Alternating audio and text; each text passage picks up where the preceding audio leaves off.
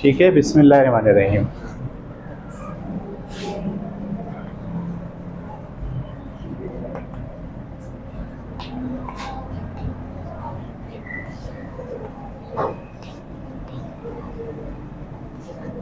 Topic ہمارا ہے آج کا کمیونیکیشن پرابلمس. ٹھیک ہے، یعنی جب آپ بات چیت کرتے ہیں اور لوگوں کے ساتھ ڈیل کرتے ہیں، اپنے خیالات کا اظہار کرتے ہیں یا کسی کی بات سنتے ہیں، ٹھیک ہے، اسے ہم کہتے ہیں کمیونیکیشن. انگلش میں، اردو میں کہتے ہیں ابلاغ. کیا کہتے ہیں؟ ابلاغ. ٹھیک ہے، ہم جب بھی اپنی سوچ کا، اپنے خیالات کا اظہار کرتے ہیں تو اس کے لیے ان خیال کو لفظ کی سواری میں بٹھا کر ڈیلیور کرتے ہیں. کوئی بھی خیال ایسا نہیں ہوتا جو جب آپ بیان کریں، بولیں تو بغیر لفظ کے آپ اس کو بیان کر دیں. کچھ چیزیں ایسی ہیں جو بغیر لفظ کے بھی بیان ہوتی ہیں، جیسے غصہ ہے، آنکھوں سے ایسے دیکھا آپ نے غور سے، ٹھیک ہے، تھوڑا مسکرا دیا. پیار ہے، اس کے لیے لفظ کی ضرورت نہیں ہوتی. آپ کا جو خیال ہے، جو احساس ہے، وہ آپ کے باڈی لینگویج کے ذریعے بھی ٹرانسفر ہوتا ہے. لیکن زیادہ تر جو آپ کے خیالات کا اظہار ہوتا ہے وہ کس لیے ہوتا ہے، کس کے ذریعے سے ہوتا ہے؟ الفاظ کے ذریعے سے ہوتا ہے. اچھا جی، اب کمیونیکیشن کے اندر پرابلمس آتے ہیں بہت سارے، صحیح ہے. اچھا، اگر غور کرو نا آپ تو ہر چیز دنیا میں کمیونیکیشن پہ بیس کرتی ہے. میں آپ کو کوئی بات کہہ رہا ہوں، آپ اس کا مجھے جواب دے رہے ہیں. آپ کچھ بیچنا چاہ رہے ہیں، آپ کچھ خریدنا چاہ رہے ہیں، صحیح ہے. ڈاکٹر کچھ کہہ رہا ہے، وکیل کچھ کہہ رہا ہے، جج کچھ کہہ رہا ہے، سب کہہ رہے ہیں نا، اور سننے والے سن رہے ہیں، اس کو انڈرسٹینڈ کر رہے ہیں، سمجھ رہے ہیں. تو یہ جو دو طرفہ کمیونیکیشن ہوتی ہے، کچھ لوگ بول رہے ہیں اور کچھ لوگ سن رہے ہیں اور سمجھ رہے ہیں اور انڈرسٹینڈ کر رہے ہیں، اسی کے اوپر یہ پورا آپ کا کارخانہ، پوری دنیا قائم ہے. سب بولتے ہیں، دوسرے لوگ سنتے ہیں، سمجھتے ہیں اور اس کو فالو کرتے ہیں، عمل کرتے ہیں. ٹھیک ہے، مثال کے طور پر کھانا پکانے کی ترکیب بھی آپ دیکھنا چاہ رہے ہیں، اس کو بھی سننا پڑتا ہے، کیا کیا ڈالا، اس کا نام کیا تھا. تو یہ کمیونیکیٹ ہو گیا. بعض اوقات خیال، سوچ بہت آسانی سے کمیونیکیٹ ہو جاتی ہے، اور بعض اوقات آسانی سے کمیونیکیٹ، جب آسانی سے کمیونیکیٹ نہیں ہوتی تو اسی کو ہم کہتے ہیں کہ کمیونیکیشن میں کیا ہو گیا؟ پرابلم ہو گیا. ٹھیک ہے، یہ پرابلم تقریباً 3 یا 4 طرح کے ہوتے ہیں. 3 یا 4 طرح سے کمیونیکیشن میں پرابلم آ جاتا ہے اور خیال اور تصور کمیونیکیٹ نہیں ہو پاتا، ڈیلیور نہیں ہو پاتا. ٹھیک ہے، اس کی جو ایک بنیادی وجہ ہے وہ ہے، اس کو ہم آسان الفاظ میں اردو میں لکھیں گے، فوکس کی کمی. ٹھیک ہے، مثال کے طور پر میں بات کر رہا ہوں، آپ میری بات سن رہے ہیں، میری بات کے دوران آپ پوری توجہ میری طرف کیے ہوئے ہیں، لیکن تھوڑی دیر کے لیے، 5 سیکنڈ کے لیے آپ کی توجہ گھر کی طرف چلی گئی. امی کی طبیعت خراب تھی، آپ کا ذہن اس طرف چلا گیا. گھر میں کوئی کام کاج تھا، اس کی طرف چلا گیا. آپ نے رات کو کوئی ڈرامہ دیکھا تھا، اس کا خیال آپ کے ذہن میں آ گیا. اچھا، میں بات کر رہا ہوں اور آپ میری بات سن رہے ہیں، لیکن اس کے سننے کے دوران آپ کا جو فوکس ہے وہ کیا ہو رہا ہے؟ بار بار آؤٹ ہو رہا ہے. ٹھیک ہے، بار بار فوکس آؤٹ ہونے سے پوری بات جو میں نے کہی ہے وہ آپ تک پہنچی نہیں، آپ نے اسے سنا ہی نہیں، آپ اسے لنک ہی نہیں کر پائے. آپ کے پاس جو جملے تھے وہ جملے ایک دوسرے سے ملے ہی نہیں. تو نتیجے میں نے جو کچھ کہا وہ آپ تک نہیں پہنچا 100%. اس کی مثال بالکل ایسے ہے جیسے ایک پیراگراف ہو، اس پیراگراف میں سے میں جگہ جگہ سے 2 2 3 3 لفظ مٹا دوں، جگہ جگہ سے مٹا کے آپ کو پیراگراف دوں پڑھنے کے لیے، بھئی اس کو پڑھیں آپ، اس میں کیا لکھا ہے، کیا بات کہی گئی ہے۔ تو جب آپ اس کو پڑھو گے تو جو کچھ اس میں لکھا ہے کیا وہ آپ اسے لے لو گے، کیا آپ اسے سمجھ لو گے؟ اس لیے آپ سمجھ نہیں پاؤ گے کہ اس میں کچھ گیپس ہیں۔ ان گیپس میں کیا لفظ بولے گئے تھے، اس گیپ میں کیا آئیڈیا تھا، اس گیپ کے آئیڈیا پچھلے والے سینٹینس کے ساتھ کیسے جوڑ رہا تھا۔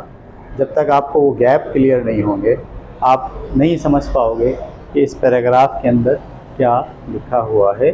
تو پیراگراف کمیونیکیٹ نہیں کر پائے گا، اس لیے کہ اس میں کیا موجود ہیں، گیپس۔ بالکل اسی طریقے سے جب کوئی آدمی بات کرتا ہے اور آپ اس کو سنتے ہیں، یا آپ بات کرتے ہیں اور میں اس کو سنتا ہوں، تو سب سے امپورٹنٹ چیز کیا ہوتا ہے، فوکس، کہ میں اس کی بات کو بہت توجہ کے ساتھ سنوں پوری، اور اس سننے کے دوران میرے ذہن میں دوسری باتیں، دوسرے خیالات، دوسرے اسپیکٹس نہ آئیں، ٹھیک ہے، دوسرے امیجینیشنز، دوسرے واقعات کی بھرمار نہ ہو۔ ہوتا ہے یہ بہت، مثال کے طور پر میں آپ سے بات کر رہا ہوں گا کہ رشتہ داریوں میں مسائل ہیں، صحیح، یعنی ہمارا جو سماجی ڈھانچہ ہے اس میں تعلقات میں بگاڑ ہے۔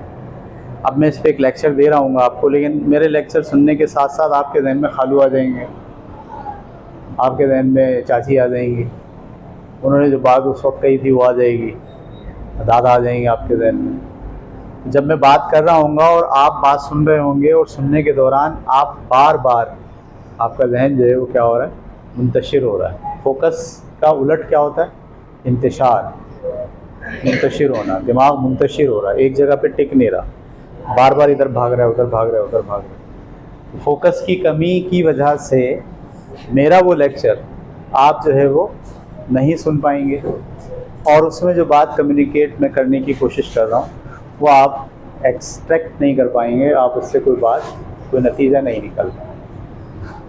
فوکس کی کمی ایک بنیادی وجہ ہوتی ہے کمیونیکیشن پرابلمز میں، کمیونیکیشن گیپس میں۔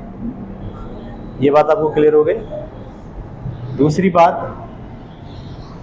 بولنے والا خیال منتشر ہے،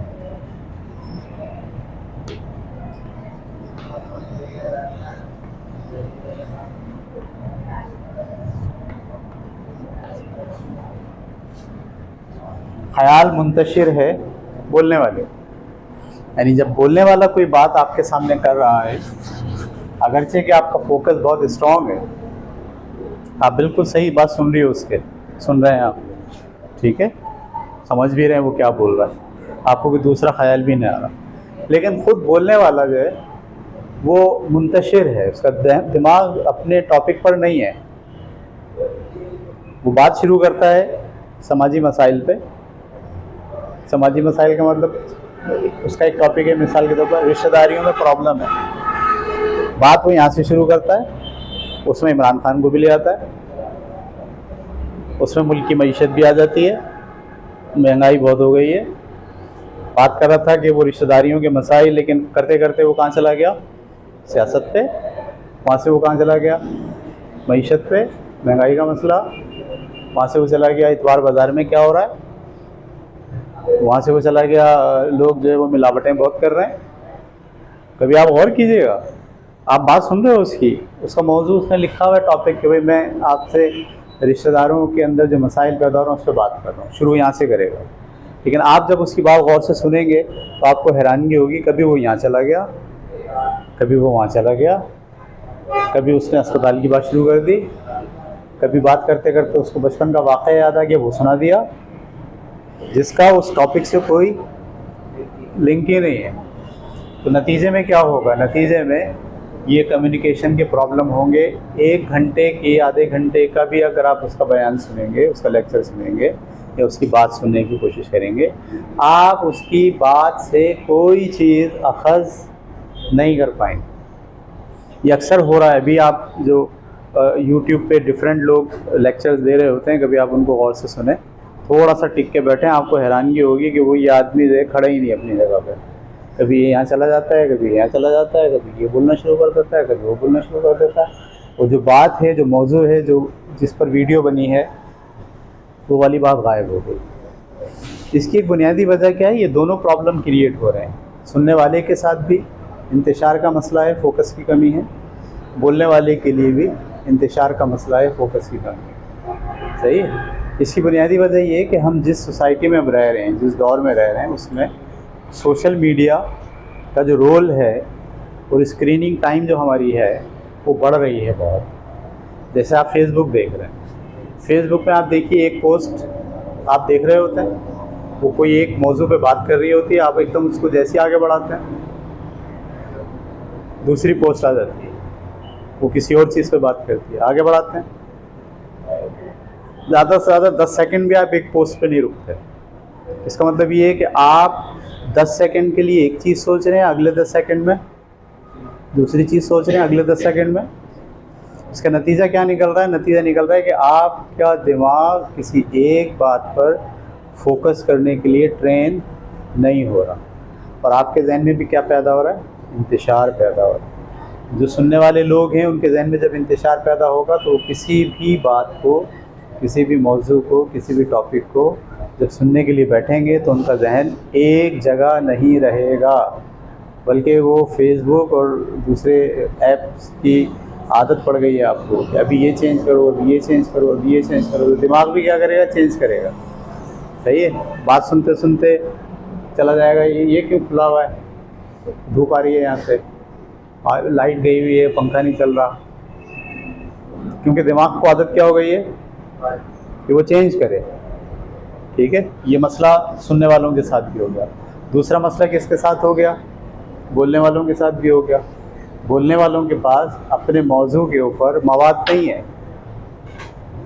وہ اس موضوع پر اترے ہوئے نہیں ہیں، اس موضوع پر انہوں نے کتابیں نہیں پڑھی ہوئی، موضوع تو انہوں نے لے لیا ہے لیکن ان کے پاس 40 منٹ بولنے کے لیے اس ٹاپک کے اوپر کوئی خیال پختہ نہیں ہے۔ تو جب وہ شروع کرتے ہیں ایک ٹاپک کے اوپر اور پھر بولنا شروع کر دیتے ہیں، ساری باتیں محلے پڑوسی کے مسائل اس گفتگو میں آ جاتے ہیں۔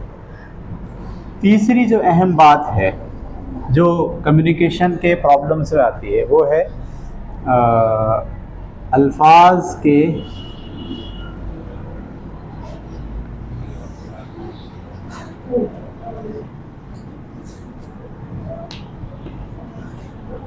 معلوم نہیں۔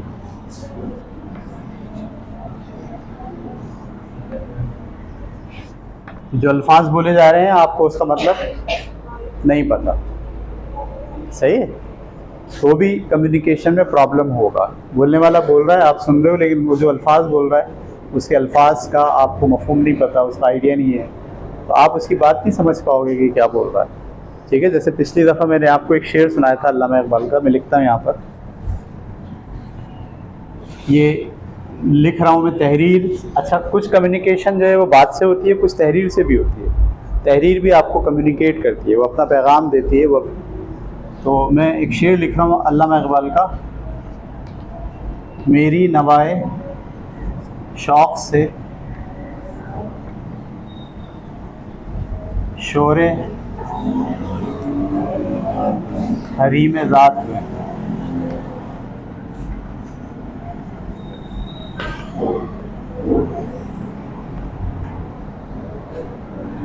غلغلہ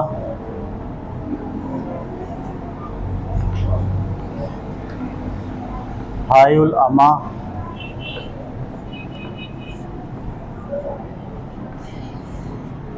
بت قدح صفات میں۔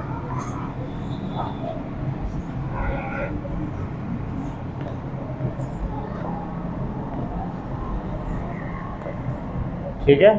اب یہ شعر میں پڑھوں آپ کے سامنے، میری نوائے شوق سے شور حریم ذات میں غلغلہ ہائے العما بت قدح صفات میں۔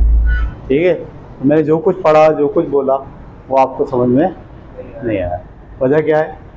یہ کیا بولنا چاہ رہا ہے، اس کا مفہوم کیا ہے، اس کا مفہوم کیا ہے، اس کا مفہوم کیا ہے، یہ آپ کو نہیں پتہ۔ تو کمیونیکیشن کا تیسرا جو پرابلم ہے وہ کیا ہے؟ جو الفاظ بولے جا رہے ہیں اس الفاظ کا جو مفہوم ہے وہ آپ کو نہیں معلوم۔ الفاظ کے معنی الگ ہوتے ہیں، معنی پتہ چلنے سے بھی بعض اوقات آپ کو بات سمجھ میں نہیں آتی، اس کا مفہوم پتہ ہونا چاہیے کہ وہ لفظ کس خیال کی نمائندگی کر رہا ہے، ٹھیک ہے؟ تو یہ تیسرا پرابلم ہوتا ہے۔ جب بھی آپ کسی کی بات سن رہے ہیں، آپ لیکچر سن رہے ہیں، آپ خبریں سن رہے ہیں، آپ یوٹیوب پہ کوئی ویڈیو دیکھ رہے ہیں، آپ کلاس روم کے اندر کوئی ٹیچر کا لیکچر سن رہے ہیں، تو لیکچر سننے کے درمیان کچھ باتیں آپ کو سمجھ میں آ رہی ہیں اور کچھ باتیں آپ کو سمجھ میں نہیں۔ وہ سمجھ میں نہ آنے کی بنیادی وجہ کیا ہوتی ہے؟ اس میں تیسری وجہ یہ ہوتی ہے کہ اس میں جو لفظ بولے جا رہے ہیں، جو الفاظ بولے جا رہے ہیں، جو جملے بولے جا رہے ہیں، اس کا پراپر کمپلیٹ مفہوم آپ کے ذہن میں نہیں آتا۔ اب جیسے میں یہ لکھوں، اس کو ہی سمجھا دوں آپ کو، میری نوائے شوق سے، علامہ اقبال کہتے ہیں نوا کہتے ہیں آواز کو، شوق کہتے ہیں عشق۔ میری جو عشق کی آواز ہے اس سے شور مچ گیا ہے۔ حرم کہتے ہیں، حرم، حرم کسے کہتے ہیں؟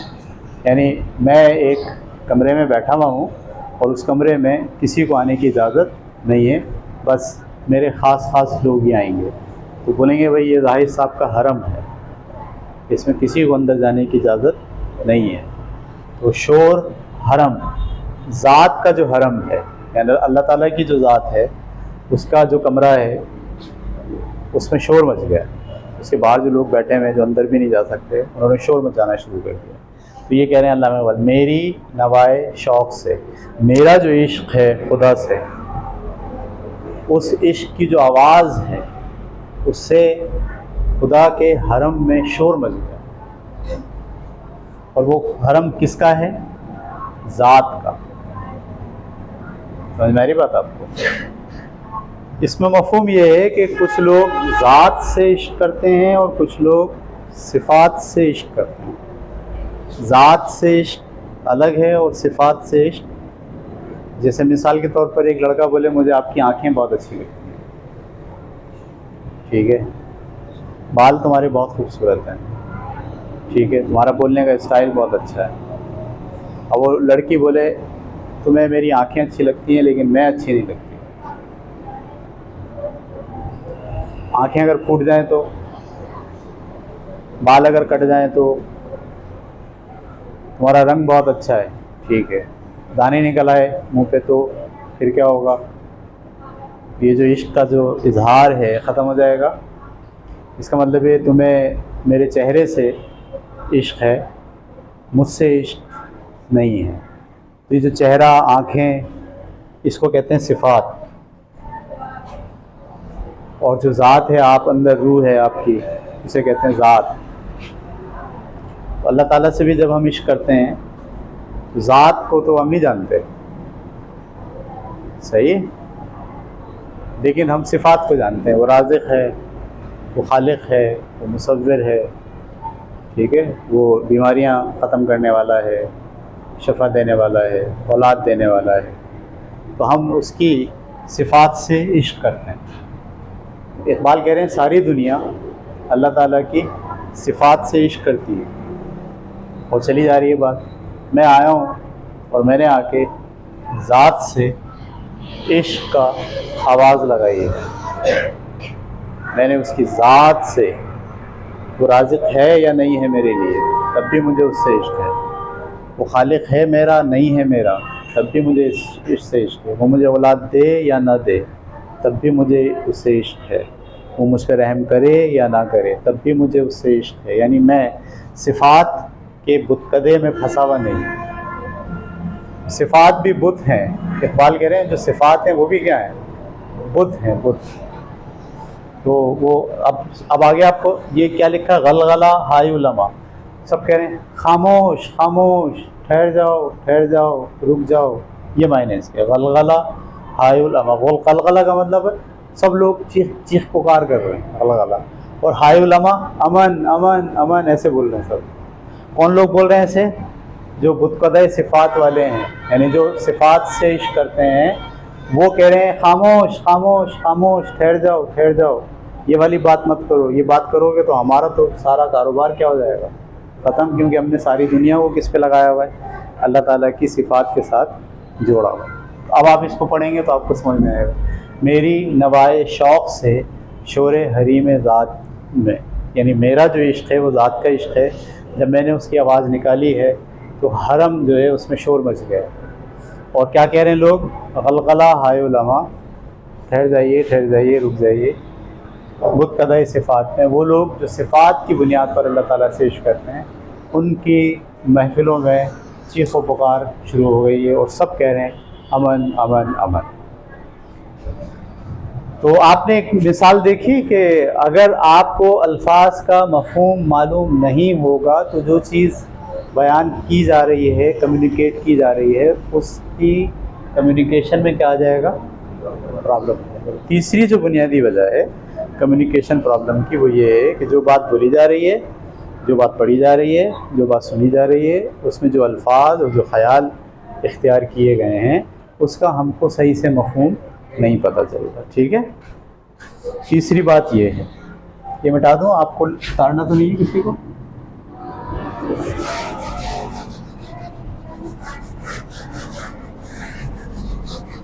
چوتھی بات، چوتھا پرابلم جو ہے وہ،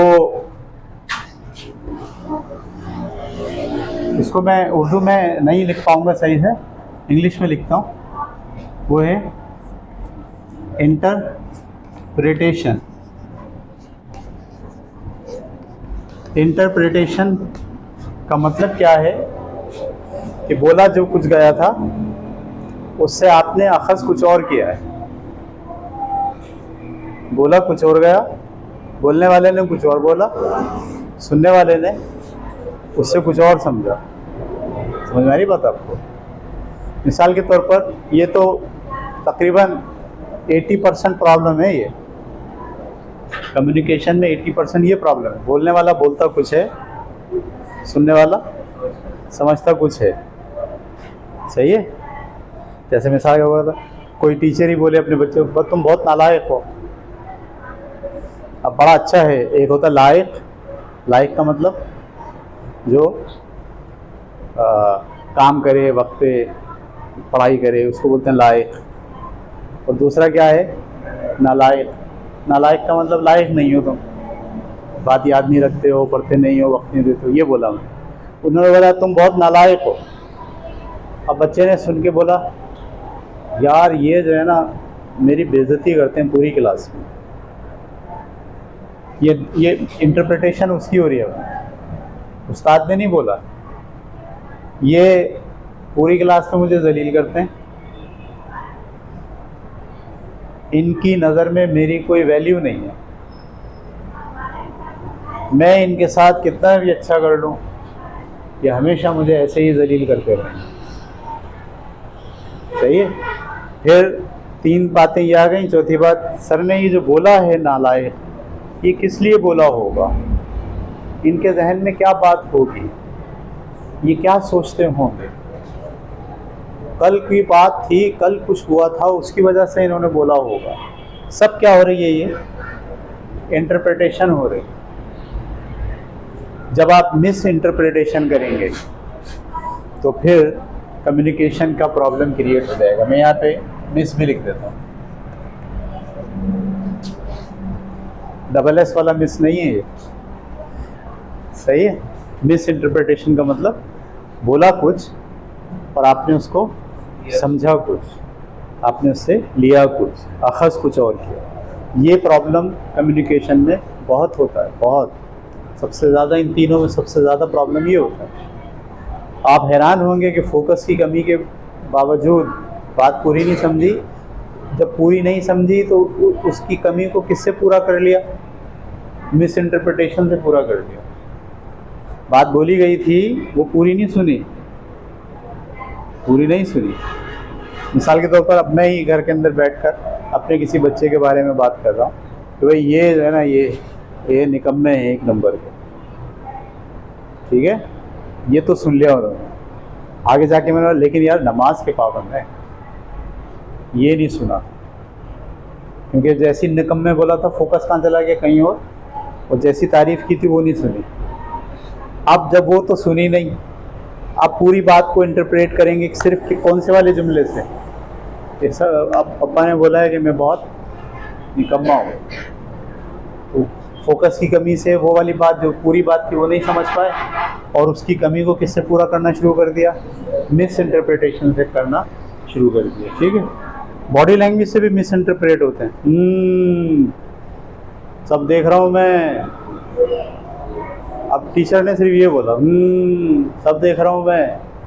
अब आपने इस सारे एक्शन को, इस कम्युनिकेशन को, बॉडी लैंग्वेज की मिस इंटरप्रेट करना है। अरे क्या होगा, क्यों बोला सर ने ऐसा, क्या देख लिया सर ने ऐसा, समझ में आ रही बात आपको? मिस इंटरप्रिटेशन की वजह से बहुत सारा कम्युनिकेशन का पूरा प्रोसेस ही तबाह हो जाता है, बर्बाद हो जाता है।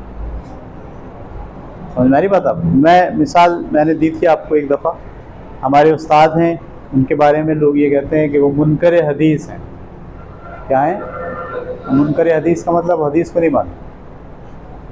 ठीक है, अच्छा, उन्होंने जो किताब लिखी है अपनी, उसमें 1100 हदीसें लिखी हैं। अपनी किताब जो उनकी, उसमें कितनी हदीसें लिखी हैं उन्होंने? 1100। तो 1100 हदीसें जो आदमी अपनी किताब में लिखेगा, क्या वो मुनकर हदीस होगा? तो लोग उनको इंटरप्रेट खुद कर रहे हैं, मिस इंटरप्रेट। सही है, उनकी कोई जुमला सुना, उनकी कोई बात सुनी, पूरी नहीं सुनी, आधी सुनी आधी नहीं सुनी, और उसके बाद से शुरू क्या कर दिया, उसको मिस इंटरप्रेट करना शुरू कर दिया। मिसाल के तौर पर उन्होंने किसी हदीस के बारे में ये कहा कि भाई ये हदीस तो है नहीं, असल घड़ी हुई है, किसी ने ये घड़ी है। समझ आ रही बात? जैसे मिसाल के तौर पर इल्म हासिल करो, ख्वाह तुम्हें चीन जाना पड़े, सुना होगा आपने ये, लोग कहते हैं हदीस है, हदीस नहीं है ये, किसी ने घड़ी अपनी तरफ से खुद ही बना ली। अगर वो बैठ के ये बात कहीं कर रहे हैं कि भाई ये हदीस नहीं है, ये गलत हदीस है, इसको जो है वो लोगों ने बनाया है, तो उनकी ये बात पकड़ ली आपने, और पकड़ के मिस इंटरप्रेट क्या करा कि भाई ये तो हदीस का इनकार करते हैं, हदीस को मानते ही नहीं है। हालांकि वो क्या बोल रहे हैं, वो उसकी ऑथेंटिसिटी पे बात कर रहे हैं कि ये हदीस हुजूर सल्लल्लाहु अलैहि वसल्लम ने नहीं बोली, ये बीच में किसी आदमी ने बोली है और हमने नाम किसका लगा दिया कि हुजूर ने बोली है।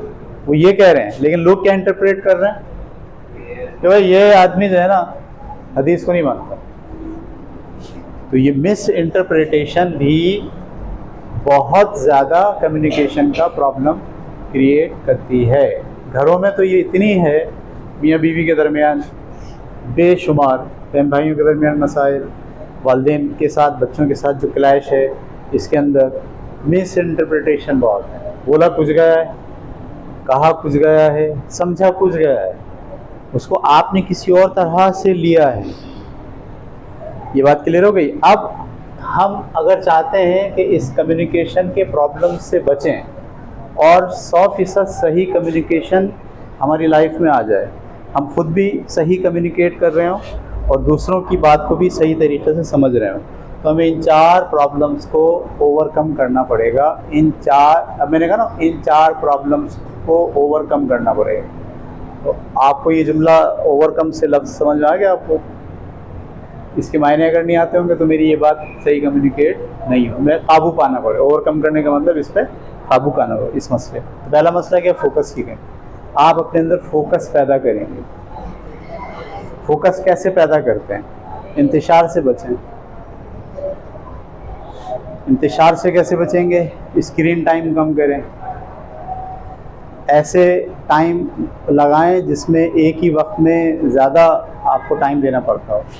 मिसाल के तौर पर लूडो खेलें, गेम है ना एक, लेकिन आप देखो जब तक आप गेम खेलते हो आपका दिमाग कहाँ होता है? उसी गेम में होता है। वो आधा घंटा चले, 1 घंटा चले, एक ही बात सोचते हो। इसी तरीके से मोबाइल पे कोई ऐसा गेम खेलें जो फोकस्ड बनाने वाला हो। लॉजिकल गेम बहुत सारे होते हैं, कार्ड के गेम है, सही है, वर्ड्स प्रॉब्लम की गेम है। तो आप क्या करते हैं, 1 घंटे तक, आधे घंटे तक, 2 घंटे तक आप अपना दिमाग एक ही तरफ रखते हैं। ये फोकस के तरीके हैं। इसी तरीके से आप चैनल देख रहे हैं अगर टीवी के, तो एक चैनल देखें, अपना पसंदीदा चैनल तय कर लें कौन सा है, और वो लगा के देखें उसको कम से कम आधा घंटा। ये नहीं कि देखना शुरू किया, सही नहीं सही नहीं सही नहीं सही नहीं, पहले से शुरू किया, दूसरा, तीसरा, 87, 88, 104, 106, दोबारा से 1। कभी देखना आप गौर से, आपके हाथ में रिमोट हो और आप बैठे हुए हो किसके सामने? टीवी के सामने, और आपको कोई प्रोग्राम देखना हो, आप नहीं देखते। आप प्रोग्राम नहीं देखते, आप क्या देखते हो? Channel channel channel channel channel, ये इंतशार है। सही है। इसलिए बेहतरीन काम ये है कि आपके पास 106 चैनल हैं, आप बोले मुझे 106 चैनल का कुछ नहीं लेना देना, मेरा पसंदीदा चैनल एक है, कोई सा भी तय कर लें आप, बस वो आपने उसका नंबर आपको याद है, आप बैठते के साथ ही वो नंबर लगाएं और जो आ रहा हो वो देखें। इसी तरह यूट्यूब पर आप बैठे हुए हैं, आप यूट्यूब पर बैठ कर जो है वो वीडियो देखते हैं। अब तो इतना इंतशार फैला दिया है यूट्यूब ने कि उन्होंने शॉर्ट्स बनाने शुरू कर दिए। शॉर्ट्स का मतलब ये 1 मिनट का शॉर्ट, 20 सेकंड का शॉर्ट, यानी आदमी सिर्फ 20 सेकंड तक फोकस कर सके बस, उसके बाद आगे बढ़ गए।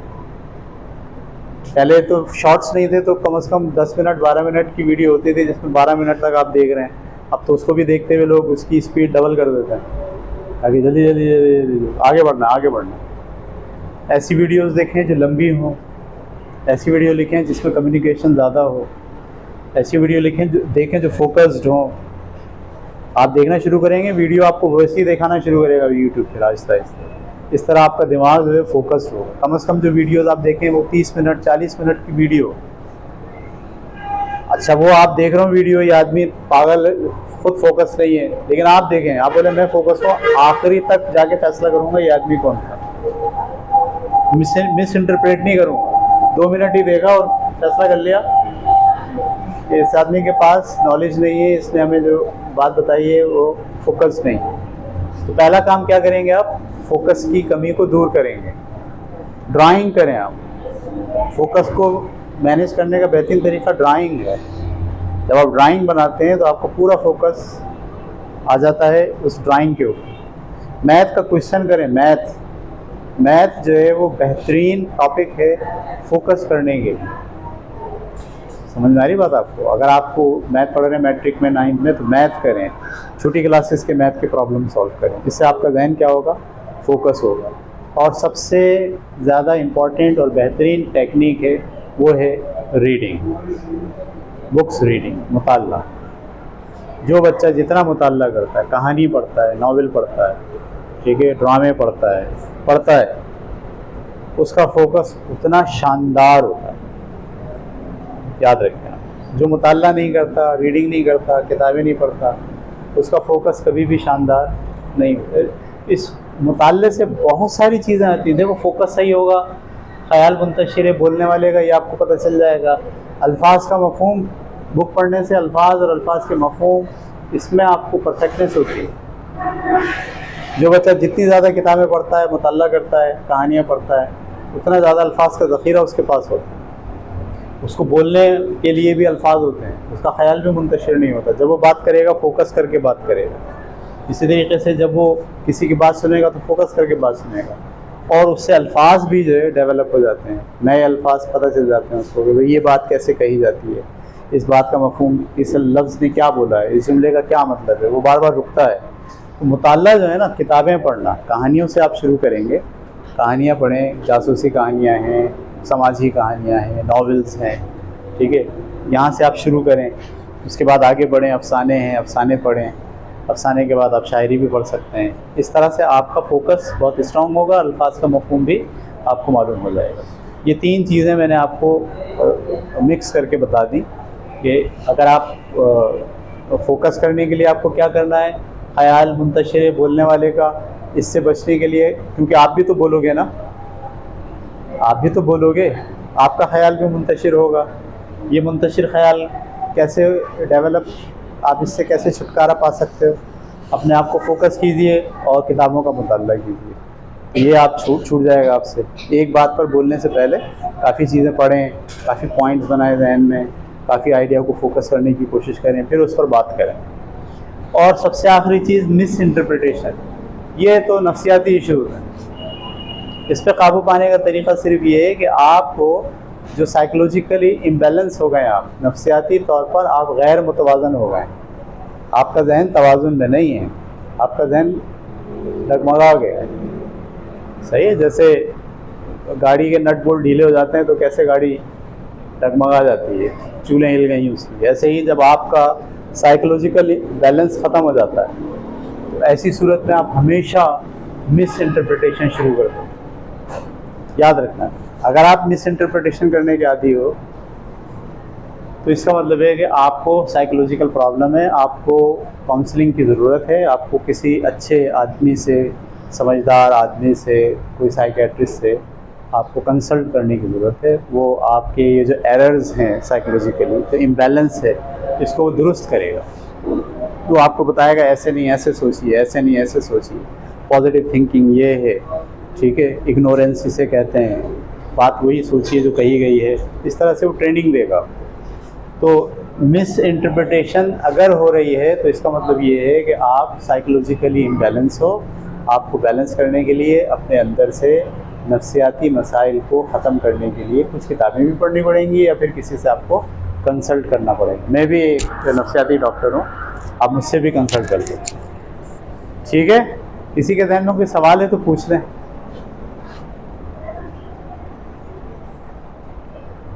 نہیں بس اوکے، چلیں گے.